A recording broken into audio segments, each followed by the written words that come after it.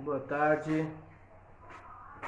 Estamos iniciando essa live com o professor Júnior, professor de História. Daqui a pouco ele vai estar aqui presente, está falando conosco. E o projeto dessas entrevistas são de que o professor possa se expor o que ele tem passado durante essa pandemia, esse distanciamento, né?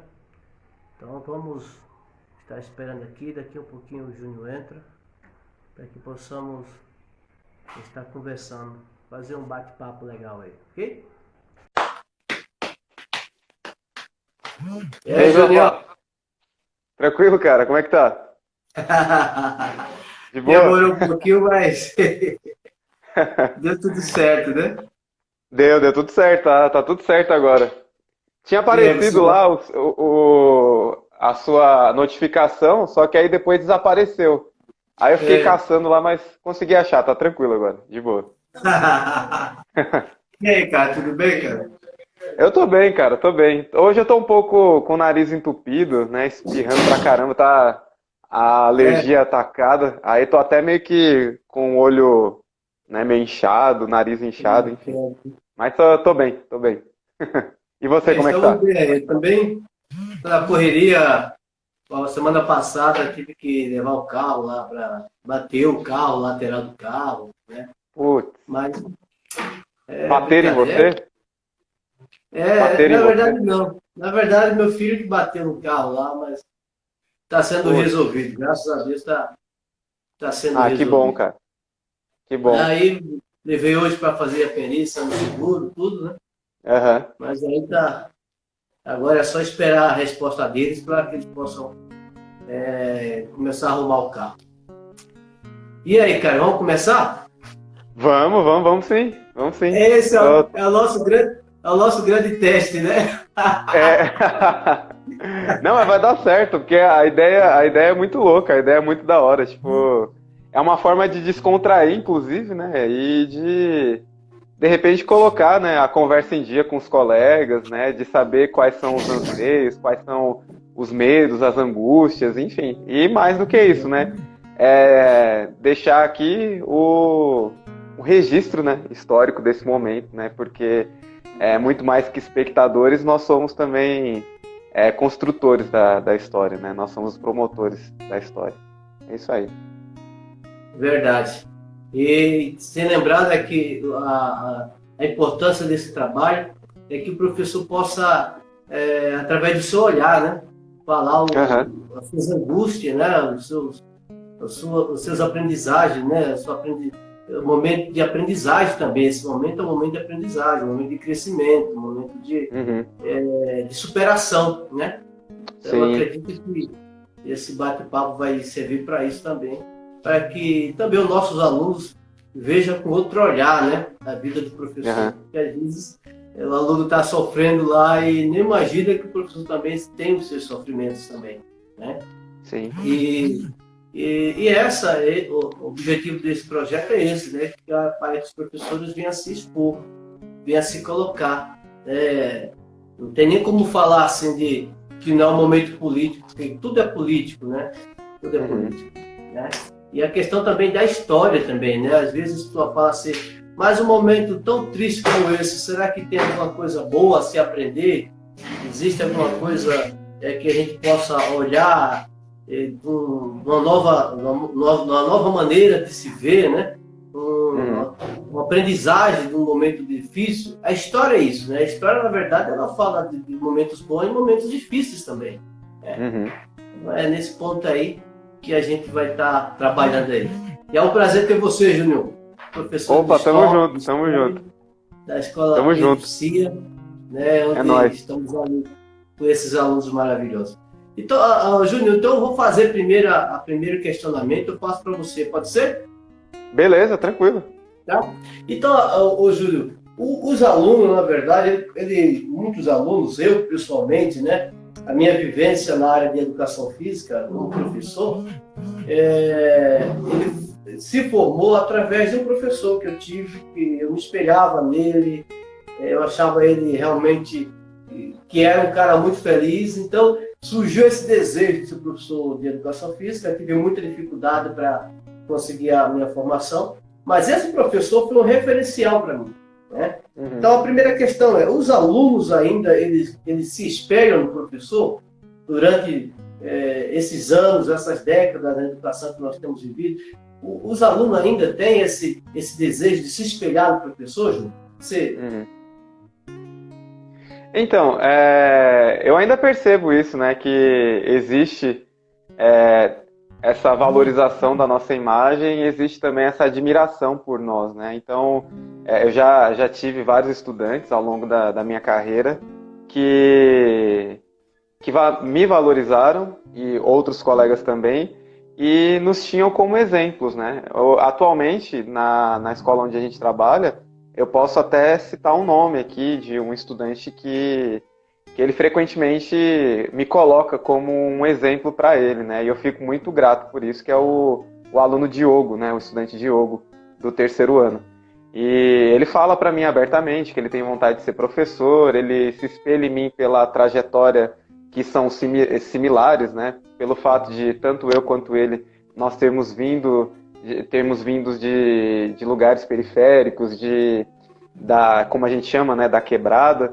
Então, ele se espelha muito na minha trajetória de vida e o objetivo dele, ele fala que é construir uma carreira parecida com a minha. Ele sonha um dia estar na mesma posição que eu estou, né? De uma pessoa que compartilha conhecimento e que faz com que as mentes dos estudantes possam pensar, que possam articular e que possam mobilizar situações e promover mudanças profundas na sociedade.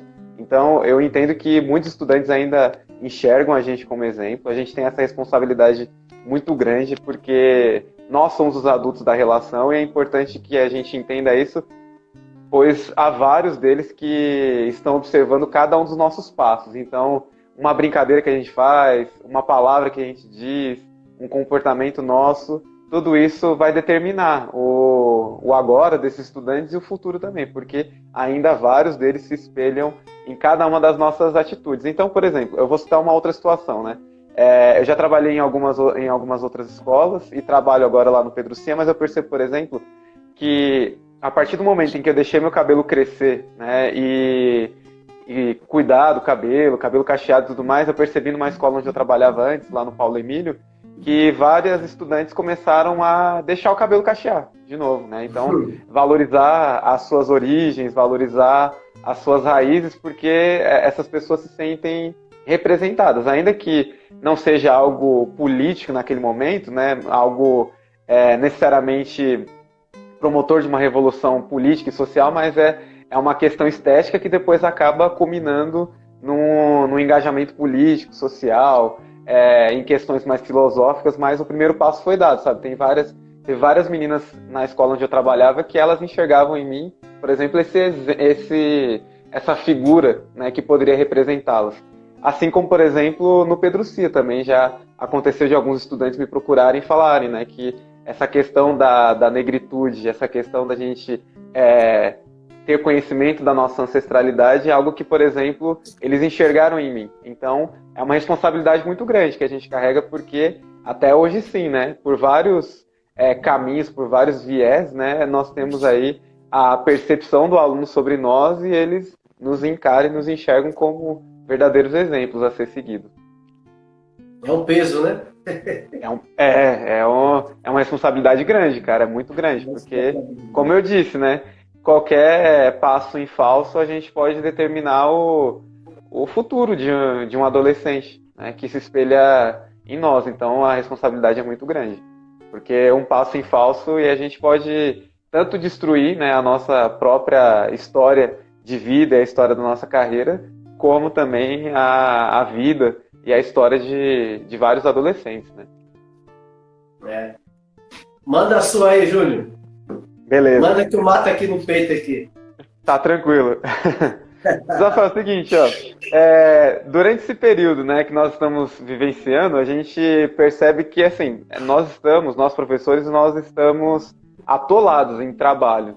E muito diferente do que a gente poderia imaginar, o trabalho remoto, ele não trouxe o conforto do nosso lar. Na realidade, ele acabou trazendo o nosso trabalho para dentro de casa. Então, o espaço que antes era para nós descansarmos e estarmos de encontro com a nossa tranquilidade, com a nossa família, um momento íntimo, que não era para a gente pensar em trabalho, na realidade a gente acabou trazendo, né? Transplantando aquele ambiente para dentro das nossas casas.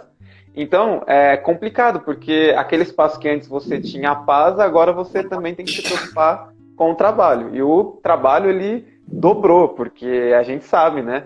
Você é exemplo disso, eu também, e vários outros colegas nossos, que se a gente tinha uma jornada das 8 às 5, né, a gente passou a ter uma jornada das 8 à meia-noite, né, para conversar com o aluno, e inclusive até em algumas situações, estudante que às vezes o desequilíbrio emocional é tão grande que às vezes manda mensagem e fala, ó, professor, eu tô perturbado, preciso de ajuda, preciso de uma palavra. Então acontece até de repente, alguém mandar uma mensagem do nada, à noite, de madrugada, falando que está precisando de ajuda, só para conversar e tentar desestressar. Mas aí, já que esse espaço se transformou em um espaço de trabalho, a pergunta né?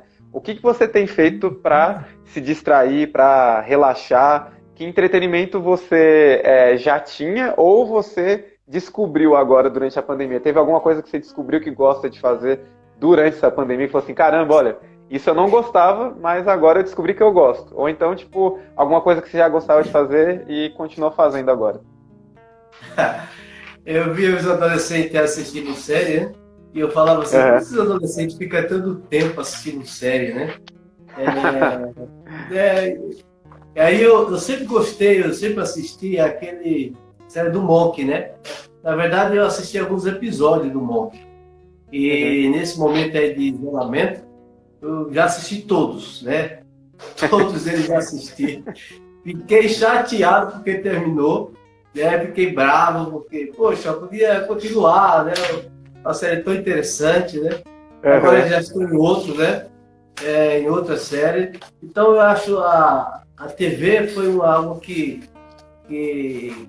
eu fiquei um pouco mais de tempo, né? Assistindo, coisa que eu não fazia, né? Então a gente tem vários canais de TV e realmente eu não tinha tempo, né? Nós não tínhamos tempo para assistir. Nesse momento de afastamento, eu sento mais com a minha família, né? Eu estava pensando antes de iniciar essa live que meu pai, eu fui ter realmente a vivência com meu pai depois dos 17 anos, porque ele saía de manhã, chegava à noite, e no outro dia, 5 horas da manhã, saía novamente. Quando ele aposentou, foi aí que eu fui observar quem era meu pai, porque eu não conhecia. E muitos dos nossos alunos também vivenciavam isso, né? E até quando eu ligo para o tutorando meu, eu falo aí, o seu pai é bravo ou é sossegado, né? Eu sempre faço essa pergunta. Porque tem gente que nem sabe se o pai é bravo, né? Porque o cara trabalha muito, chega tarde em casa, né? Então, esse momento, hoje, além da série que a gente assiste, né? Além da minha dedicação maior, na minha fé, naquilo que eu acredito, né? Nós temos também passado muito tempo assistindo TV com a família, juntamente com a família. Eu acho que esse momento aí é um dos pontos positivos, né, desse afastamento. Aquele momento que você senta com a família para falar daquilo que você acredita, senta com a família para conversar, assistir uma série. Então, eu acho que essa vivência aí com a família foi extremamente importante. Mesmo trazendo um trabalho de casa. Isso aí que você falou é bem interessante. Esse dia eu estava no sábado parado e de repente o aluno chega, professor, eu preciso falar com o senhor agora, eu não estou aguentando, tal. Quer dizer, são coisas que realmente acontecem, né? Então não adianta você determinar, vou trabalhar de tal hora, porque nós somos professores e nós temos esse diferencial, né? Muitos dos nossos alunos, eles só tem você, só tem a gente para conversar, para se desabafar, para se expressar, né? Só tem a gente. Então, é um momento que eu tenho me divertido, né? Mas é um momento que eu tenho podido ajudar bastante alunos, né? Com os pensamentos acelerados, né? Que quer voltar a estudar, mas a situação está difícil, não consegue acompanhar, né? Tem todas essas dificuldades, a família, precisa ajudar a família. Mas com tudo isso, eu ainda tenho conseguido, sim, ter um momento de lazer aqui na minha casa com a minha família, né? Tem um espaço grande também, consigo praticar algum esporte. Fiz uma mini academia aqui, né? Fiz uns pesos. Tem sido divertido. De manhã estou sempre treinando.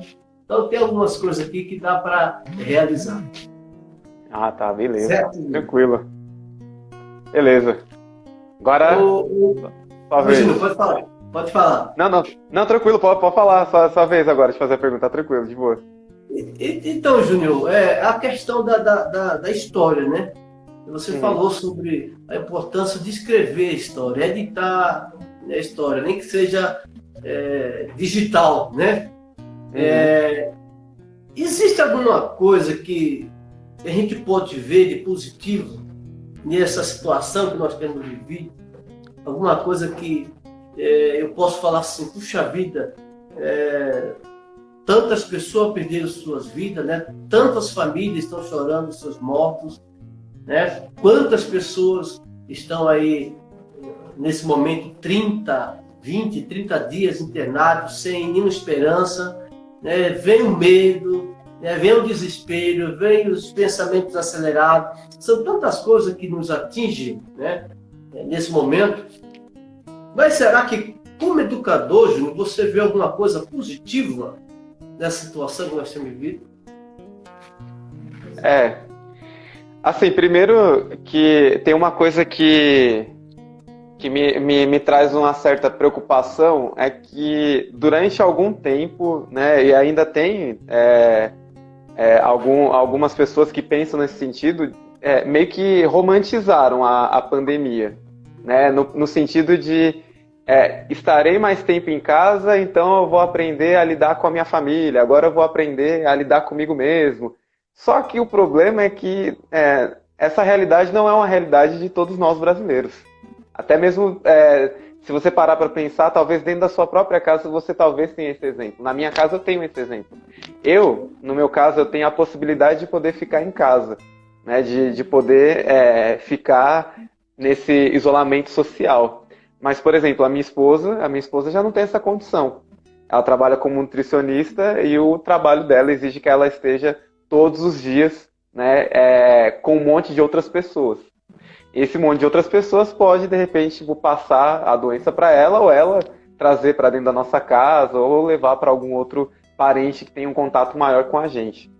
Então, essa romantização, né, eu percebo que falar dessa ideia, por exemplo, de que nós poderemos nos tornar mais humanos, né, depois da pandemia, de que talvez a pandemia nos trouxe boas lições, infelizmente, assim, pode ser assim, tipo, pessimismo da minha parte, pode, mas assim, o que a pandemia ela acaba trazendo pra gente e mostrando, e assim, escancarando mesmo, é o abismo que existe entre as elites e as classes mais pobres. Porque, por exemplo, a elite, né, e quando eu falo elite, eu falo caras que são empresários, donos de mega empresa. Esses caras e os seus familiares, eles têm a condição de, por exemplo, fazer isolamento social.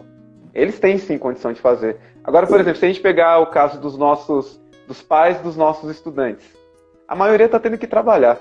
A maioria está se expondo, né? E aí, o que isso tudo acabou evidenciando, essa pandemia acabou evidenciando, é o abismo social que existe entre grupos sociais. Então, existe aquela população que acumula riqueza e a outra parte da população que é explorada para uma outra parte acumular essa riqueza. Saiu uma reportagem, acho que foi na semana passada, semana retrasada, que os bilionários do Brasil, eles aumentaram em mais de 20% a sua riqueza durante o período da pandemia.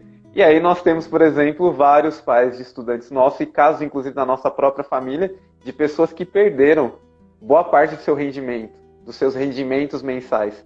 Então, eu entendo que talvez uma lição que a pandemia possa nos trazer é o seguinte, de que nós, enquanto classe trabalhadora, nós temos que lutar por uma sociedade mais justa e uma sociedade onde o trabalhador ele possa ser tratado com mais justiça, porque o que vem acontecendo agora é simplesmente a retirada de todo e qualquer direito da classe trabalhadora e a exposição completa. Fala assim, olha, você tem que produzir, você tem que trabalhar porque você é meu subordinado, então você tem que ir para a linha de frente e trabalhar.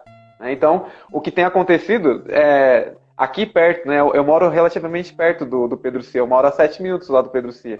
Aqui na nossa quebrada, tudo funciona normalmente como se não acontecesse pandemia, tá todo mundo na rua, né? Tá todo mundo na rua e a gente sabe que para que o vírus ele não se propagasse de forma acelerada, o ideal era que todo mundo ficasse em casa até o desenvolvimento de uma vacina. Só que o problema é que as empresas elas não se comprometem a realizar algum tipo de ajuda ao trabalhador. O governo, tampouco, né? O governo oferece uma ajuda que é uma ajuda sem vergonha, né? Então, assim, é bem complicado porque eu não vejo uma perspectiva positiva para o futuro, né? Agora, algumas outras coisas ocorreram durante o período da pandemia que talvez a gente possa levar como um bom exemplo para frente. Assim, por exemplo, nos Estados Unidos, depois da morte do George Floyd, várias manifestações começaram a acontecer nos Estados Unidos e em vários lugares do mundo. Então começou-se já é um movimento que já vem há algum tempo, mas tomou um pouco mais de força ainda, de repensar algumas figuras que eram vistas como heróicas e que tiveram, por exemplo, bustos ou estátuas derrubadas. Por exemplo, na Inglaterra, derrubaram lá uma estátua de um cara que era responsável pelo tráfico internacional de pessoas oriundas da África, nossos ancestrais. Então, assim, derrubar, por exemplo, a ideia de que essas pessoas eram heróis, de que eles foram heróis, é interessante para a gente repensar, inclusive, o nosso próprio país e, inclusive, quem é que a gente tem como herói aqui no nosso país, por exemplo. Então, figuras como os bandeirantes, né, não pode, de forma nenhuma, ser vista como uma figura heróica, né? Então, talvez nesse sentido possa acontecer um aprendizado, né? Deixa eu só recusar uma chamada aqui, Josafá. Opa. Tá. Foi. Então, talvez nesse sentido, trouxe um acontecimento dentro da pandemia que talvez a gente possa ter um aprendizado com ela, nesse sentido, né? Mas a perspectiva, infelizmente, é uma perspectiva pessimista, né? Eu não sei se você concorda, se você discorda, o que você pensa sobre isso, mas, sei lá, eu não tenho uma boa perspectiva pro futuro. Infelizmente, eu sei que depois isso vai ser visto e ouvido por estudantes, por professores, mas é uma aflição que, por exemplo, eu carrego, que eu tenho, que a perspectiva, infelizmente, não é das melhores. E em vista de tudo que está acontecendo no nosso país e no mundo, né? A ascensão de vários governos autoritários, a perda de liberdades individuais, a perseguição a grupos que lutam pela democracia, que lutam pelas liberdades individuais. Então, a perspectiva é bem complicada, porque a gente tem líderes no mundo inteiro que estão fazendo muita besteira. É isso. Concordo sim, concordo em gênero e grau. Infelizmente essa é a nossa realidade, né? Mas não podemos também abaixar a cabeça e achar que isso é normal. Mas isso aí. Você falou, né? A sociedade elitizada, ela diz que não, estamos todos no mesmo barco, né? Está todo mundo no mesmo barco. Isso é ilusão, né? É uma ilusão das grandes, né? Não é essa a verdade. Não é essa a verdade. Poucos têm a oportunidade de fazer a chamada quarentena. Poucos têm essa oportunidade. Né? No meu ciclo de amizade, as pessoas não podem, elas não têm. Ou elas vão trabalhar ou elas passam fome. Então, quer dizer, é uma decisão a ser tomada. Então, que decisão você vai tomar? Vai passar fome ou você vai trabalhar? Né? Então, colocar a pessoa na parede, né? Na parede. Sim. Essa é a realidade. Beleza, agora é minha vez de mandar uma pergunta para você aí. Eu falei pra caramba agora, né, Josafá? Foi mal. Nada, Ó, ficando mais tempo em casa, você sentiu que o ambiente era suficientemente confortável ou teve a necessidade de mudar ou adaptar alguma coisa? Eu percebi que, assim, poucas vezes eu tive que sair de casa, né? Porque eu tô tentando fazer ao máximo de não conseguir, de não me expor, né? E aí teve um dia desse que eu precisei ir numa loja de material de construção para arrumar uma coisa que estava aqui dentro de casa. E talvez se tivesse, sabe, na minha correria do dia a dia, talvez aquilo não teria percebido. E aí a pergunta é nesse sentido, né? Se durante esse período você percebeu que tinha alguma coisa em casa assim, putz, eu acho que eu tenho que melhorar aquilo para readequar o conforto do meu lar. Não só arrumei, Júlio. Na verdade, eu pintei minha casa inteira, né? Nossa! Pintei tudo. Na verdade, só está faltando só um quarto lá em cima, falta pintar. Mas eu pintei parede, teto, fiz uma geral aqui na questão da pintura, né? Porque é igual você falou, trabalhando, né, 8 horas por dia, você não tem esse tempo, você não consegue ver tantas coisas que precisam ser vistas, né? Eu sempre pensei em ter um balcão, que eu gosto de cozinhar, você sabe, né, as tapioca e tal.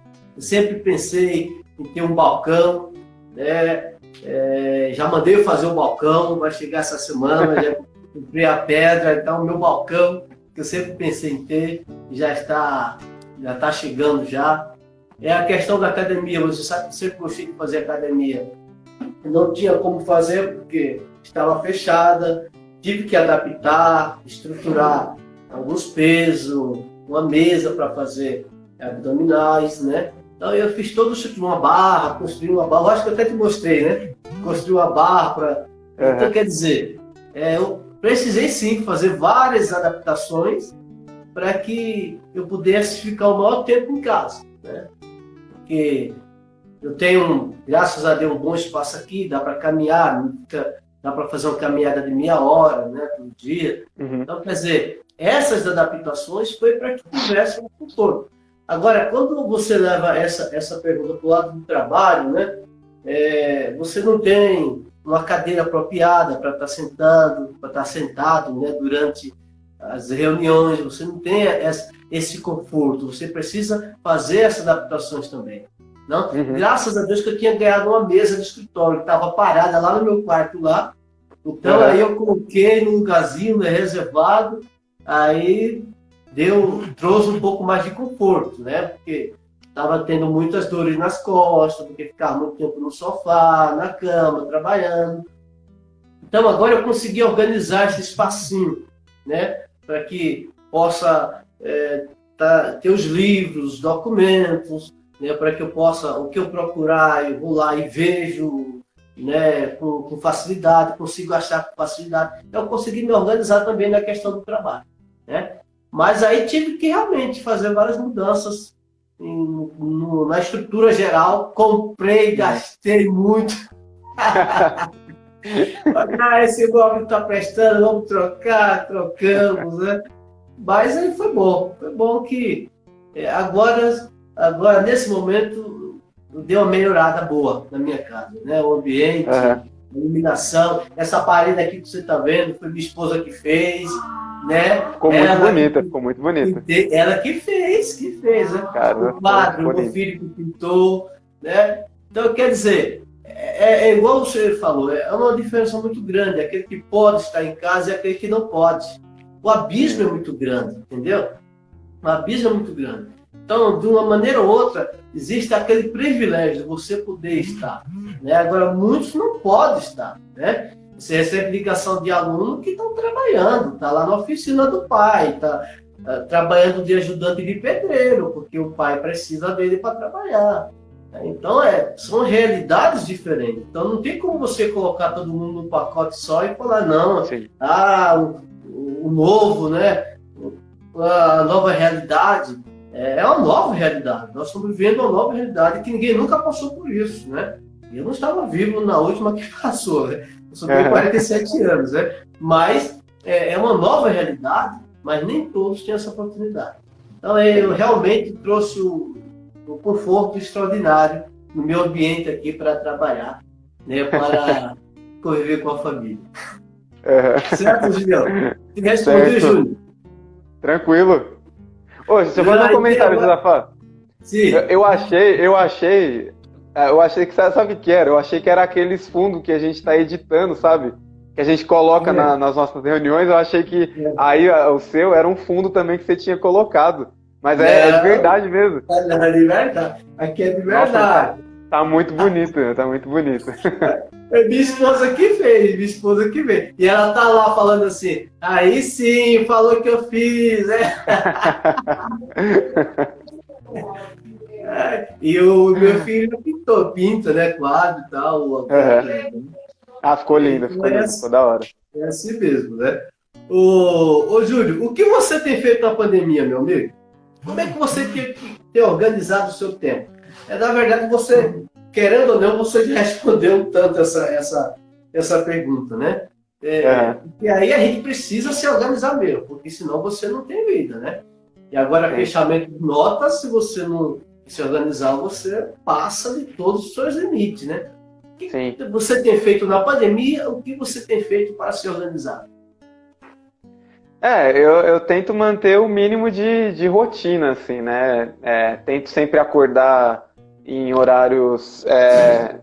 assim, pelo fato de... É interessante pensar nisso porque eu comentei com algumas pessoas que desde os meus 17 anos não teve nenhum momento da etapa da minha vida em que eu parei, né? Eu sempre estava estudando, trabalhando, ou trabalhando, estudando, enfim.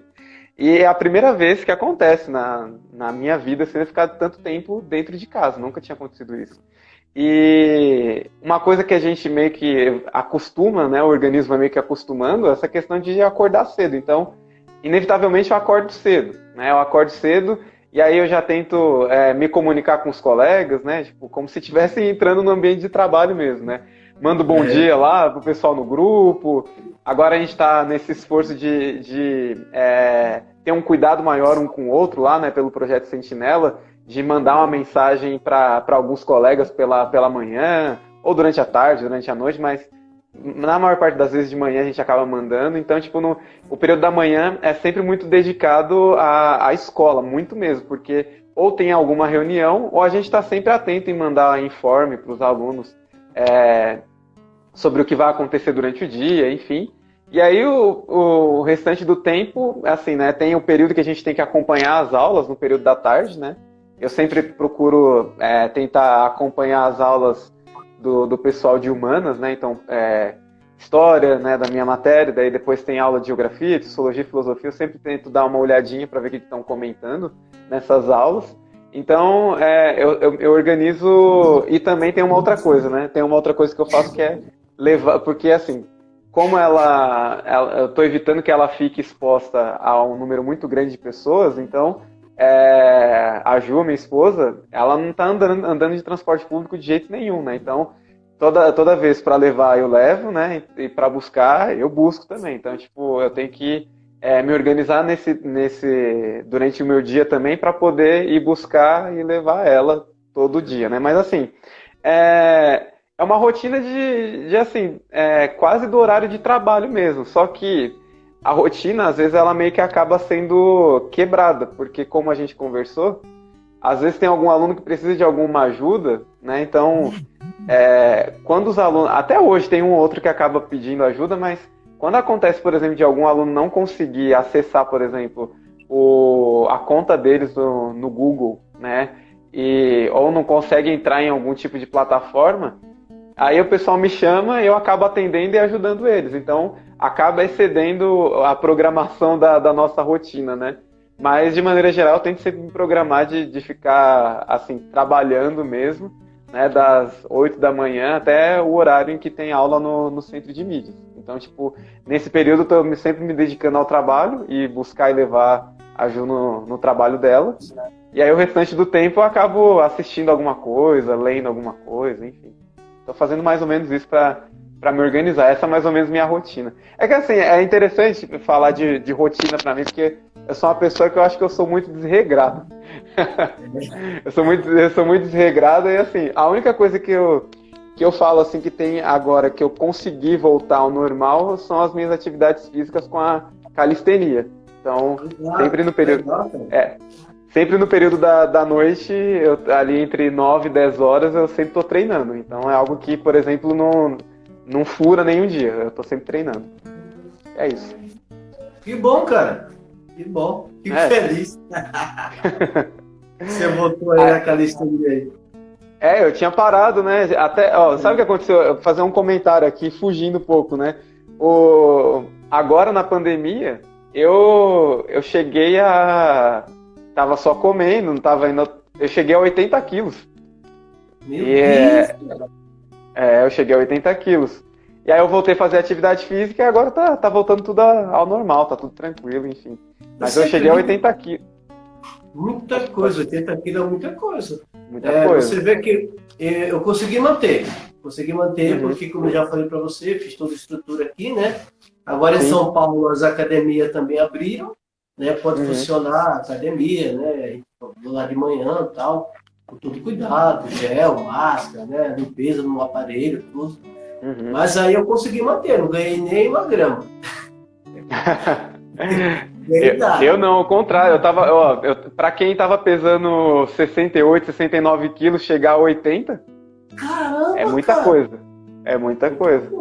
Mas agora passou, né? Meu rosto tava até inchado, assim, tava muito grande meu rosto. Agora tá voltando ao normal. Tem que botar normal aí. Josafá, é o seguinte, ó. A respeito de rotina ainda, né? Na sua casa, houve alguma mudança de rotina, né? E quais os reflexos dessa alteração, né? Dessas rotinas que você passou a ter na sua casa para os membros da sua família? Então, você passou a ter toda uma rotina de trabalho e você... porque, assim, inevitavelmente, o que acontece é assim... te conhecem o Josafá pai, né? O Josafá esposo, não o Josafá profissional. Então, o profissional foi para dentro de casa.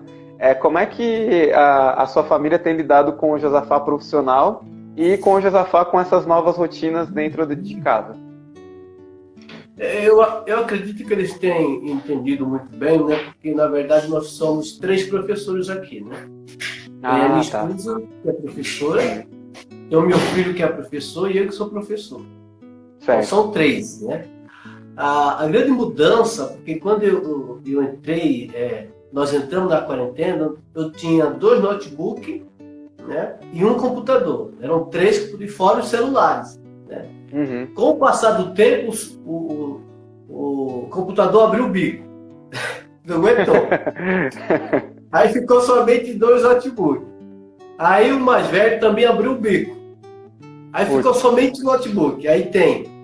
Aí ficou um tempo, notebook para eu trabalhar, minha esposa trabalhar, meu filho trabalhar e minha filha, que tem aula, né, pelo Meet, das 7 da manhã até meio-dia e 40. Então, quer dizer, Caramba. imagina como que ficou um desastre, né? Aí agora no finalzinho, meu celular também pifou. Tive que comprar outro celular, perdi um monte de documentação, um monte de informação. Nossa. Quer dizer, virou tudo de cabeça para baixo. Aí, graças a Deus, meu filho foi e comprou o notebook dele. Então ele tem o notebook dele, mas mesmo assim ainda fica aquela luta, porque ela tá com o notebook, eu preciso mandar um documento, preciso fazer. A questão da família foi realmente difícil. Muito difícil, porque precisava de ter mais aparelho, né? Logicamente, eu comprei outro celular, porque precisa, é necessário, né? Mas ficou meio conturbado, assim, né? Tipo de organização para que eu viesse desenvolver o meu trabalho, né? Para que minha esposa desenvolvesse o trabalho dela, para que meu filho desenvolvesse. Meu outro filho também está fazendo faculdade online também. Imagina a cena, né? Nossa. Então todo mundo, quer dizer, o meio de comunicação, né? A tecnologia se tornou essencial para todos. Ninguém aqui em casa, por exemplo, está sossegado, não preciso. Não, ele precisa, ele necessita. É uma urgência. É como se fosse oxigênio para o cara sobreviver. Então, essa questão ficou realmente conturbada, né? Lógico que agora começou a se organizar, as coisas começaram a chegar no lugar. Né? A questão também, eu sou muito regrado. eu sento e fico respondendo, né? Aí a esposa, você está trabalhando ainda? Tô, até 8 horas, né? Então, às vezes os filhos acham que, não, né? Não dá para fazer outra coisa, não dá para ir ali. Então, eu sou meio bitolado também na questão da obrigação, do empenho, né? De estar empenhado naquilo lá. Então, às vezes, eu sou meio exagerado também. Eu acho que isso aí também dificultou alguma coisa. Mas, no contexto geral, né, nós temos aí convivido de uma maneira sociável, né? Uma maneira interessante aí, com essa dificuldade, mas tem sido resolvido. Eu acho que foi isso o que mais dificultou a nossa convivência, né? Mas, de maneira nenhuma, não foi assim algo que veio atrapalhar, que, nossa, a relação foi sei lá, enfraquecida. Na verdade, a minha relação entre família, filho, esposa melhorou muito, entendeu? Graças a Deus. Né? Então, houve uma melhora muito boa, né, da nossa convivência. Então, ótimo.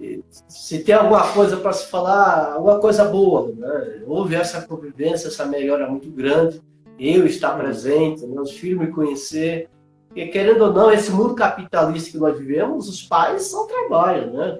Os pais desenvolvem o seu trabalho, a sua obrigação, coloca o dinheiro em casa e vai trabalhar, coloca o dinheiro em casa, vai trabalhar, e os filhos não têm essa convivência. Né? Então, foi um momento especial, um momento de estar aqui com a minha família, tirando esse momento conturbado, foi um momento bem legal e tem sido um momento especial. E é isso que tem me mantido concentrado, né? Porque, querendo ou não, a gente chega a hora que dá uma loucura, né? Meu Deus, né? Eu quero ir trabalhar, mas ao mesmo tempo eu não tenho confiança para trabalhar. Eu quero sair, eu quero estar com meus alunos, mas ao mesmo tempo eu não posso fazer isso porque eu posso me contaminar, posso contaminar ele, posso contaminar minha família. É um momento louco, né? Vamos ser sinceros. O momento que nós estamos vivendo é um momento realmente não dá para explicar, né? Se a gente passasse aqui a tarde inteira tentando explicar, é impossível. Não dá. E assim, vários outros fatores também, né, que acabam meio que, às vezes, desesperando a gente, né, de acontecimentos internacionais, né, posturas de lideranças políticas, desentendimentos entre nações, entre líderes políticos. Então, isso tudo, de alguma forma, acaba refletindo na gente, né? E causa uma certa preocupação. Enfim. Ô, Julião, cara, eu gostei demais de falar com você, cara. Da hora. Bacana. Aí, assim, a gente acabou, eu não sei se você comentou no começo, mas se tiver alguém assistindo, né, e é importante colocar aqui que você teve a ideia do projeto, né, de fazer a entrevista com os professores, e aí me chamou, né, nesse primeiro para poder fazer o teste. A gente vai estar se auxiliando aí nesse contexto, e a gente espera que outros colegas possam vir até aqui para poder trocar uma ideia com você e poder colocar as suas vivências, porque vai ser um prazer reencontrar, né, e acompanhar, né, quem você estiver entrevistando, quem você estiver conversando, para a gente saber o que está passando na cabeça dessas pessoas, esses nossos colegas de trabalho. Já tem um grupo bom já aí, Junior. Legal. Aquela galera boa aí, pronto para a gente bater papo aí. Lógico, com você aí junto aí, né? Junior é um grande historiador aí, professor aí, nota 10. Admiro o seu trabalho, sua competência como professor, como pessoa, entendeu? Da hora. Então é um prazer muito grande ter feito esse primeiro bate-papo aí com você aí. Falou, Junior? Beleza. Falou, Josafá. Obrigado, hein? Vamos arrumar direitinho, depois a gente volta a conversar aí com outro professor aí. Tá bom? Tranquilo. Falou, abraço, cara. Junior. Abraço da família aí. Até mais, Josafá. Um abraço. Até mais. Tchau.